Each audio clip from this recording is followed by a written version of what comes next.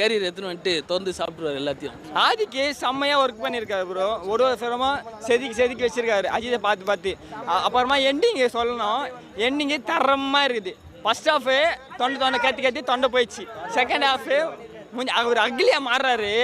அவள் தான் எல்லா தேட்டரே ஏந்து செம்மையாக கத்துது. அம்மா சிம்ரன் உள்ளே வருவாங்க, ஒரு பாட்டு வரும், அது செம்மையாக இருக்கும். நீங்கள் உள்ளே போய் பாருங்கள். நிறைய பேர் விடாமூச்சி படம் அது நல்லா இல்லை அப்படின்னாங்க. விடாமூச்சி படம் வேறு ஜானரு, இது வேறு ஜானரு. இட்லி கடை ஓட விட்டாங்க தெரியல. உங்களுக்கே தெரியும் இட்லி கடை அக்டோபர் 1 போச்சு அப்படின்ட்டு. இந்த படம் வந்து நான் இட்லி கடை செதுக்கிட்டு இருப்பார்.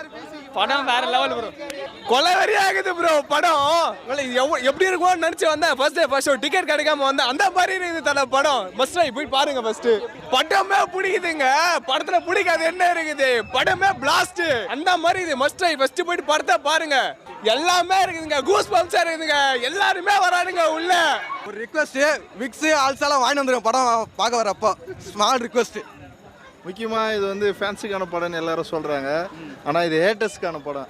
எவன்லாம் தலையை வந்து லாஸ்ட் படத்தில் மொக்க பண்ணானோ அவன்லாம் வந்து இதை பார்க்கணும். அவர் யார் இப்படியாப்பட்டவர், அவரால் என்ன பண்ண முடியும்னு நீங்கள் தெரிஞ்சுப்பீங்க. ஏகே அந்த அளவுக்கு பண்ணியிருக்காரு. So mass.